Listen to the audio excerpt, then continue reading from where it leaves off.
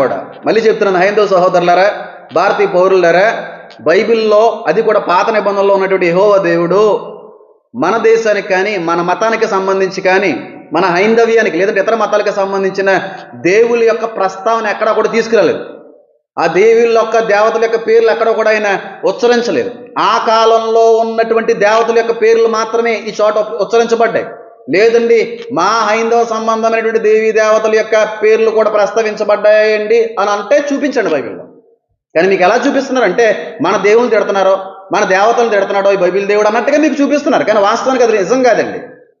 నమ్మండి నా మాట, చదవండి. లేదంటే నా మాట మీరు నమ్మకపోతే చదవండి, తెలుసుకోండి. కాబట్టి వీళ్ళు అన్నటువంటి మాట యొక్క వివరణ తప్పు.